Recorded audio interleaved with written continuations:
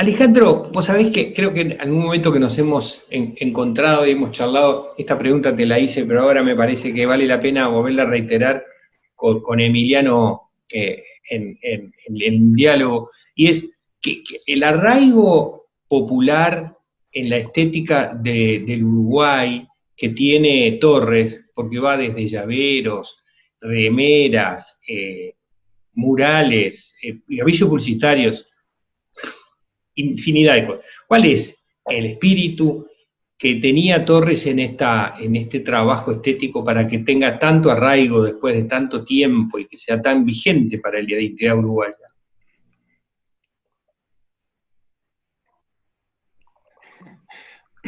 Me río porque esa es algo que a Emiliano le causa un interés extraordinario sobre el cual hemos hablado y discutido. Es un fenómeno interesantísimo, es un fenómeno bastante único en el mundo, ¿no? Un país que toma la obra de un artista, en realidad un pedacito muy chiquito de la obra de un artista, y que construye toda una identidad visual y de arte popular y de arte aplicado en base a eso. Yo no sé si hay otro caso en el mundo como este, yo no lo conozco. Puede haber, pero no lo conozco. Es un fenómeno que tiene como dos caras. Por un lado, yo creo que Torres García de alguna manera lo buscó. O sea, Torres García generó ese arte constructivo en colores primarios, muy despojado de lo pictórico, como parte de su enseñanza en el taller, como parte de una manera de lograr que discípulos del taller que no eran pintores, que hacía un año, 6 meses, 2 años que estaban pintando, que no conocían el oficio, pudieran hacer lo que Torres García le llama arte constructivo, que él en un momento lo separa de la pintura. Dice, bueno, está la pintura y está el arte constructivo. Son dos cosas diferentes.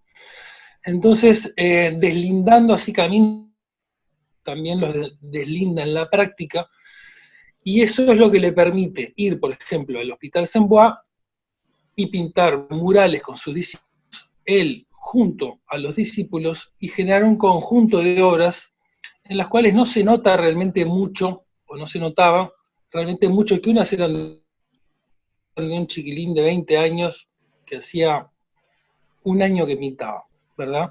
Entonces Torres García se despoja en gran parte, o no la usa, la tiene pero no la usa, su gran capacidad de pintor, del manejo de la materia plástica, para generar una obra que es en ese sentido muy, muy despojada, anónima como él la llama, porque no está tan presente la mano del pintor. Arte mucho más simple, monumental, decorativo en cierta medida, pero que apunta a lo universal, ¿no? Bueno, ahí está metido toda la teoría del arte universal de Torres, sobre la cual podemos hablar después, pero es como más extenso y complicado. Ahora, Torres genera realmente una manera, y yo creo que un arte popular realmente, o jugaba con ello, ¿no? Ahora, también, y eso hay que tenerlo en cuenta, Torres García tiene clarísimo que las obras constructivas, las obras de ese arte constructivo universal, si no están dotadas también de la calidad del pintor, son, o sea, no, pueden no ser nada, pueden ser realmente obras muy banales, porque si en esa simpleza tremenda que tienen no hay algo de calidad, algo de manejo de la materia, del color, de la línea, de los elementos plásticos, entonces queda una obra que puede ser muy pobre. Entonces, bueno, ahí está la dualidad. Sí se construyó esa imagen país, sí se construyó ese arte popular. A veces sobre todo cuando quien lo hace es como ingenuo, no sé, hay miradas son horribles, hay cosas que están hechas simplemente para hacer unos pesos, hay gente que lo hace con mucho cariño y le da como una mirada propia. Entonces es un fenómeno como muy vasto, muy amplio, muy difícil de catalogar, y no hay que meterlo en una bolsa y no hay que juzgarlo. Y es interesante saber, Torres tenía el taller, tenía los discípulos, y hubo realmente un proceso de difusión de Torres. Los discípulos de Torres, o sea, los integrantes del taller por todo el país, hay más de 100 murales registrados por miembros del taller Torres García. También hubo arte aplicado, hubo quien hacía cerámica, quien hacía muebles, ¿no?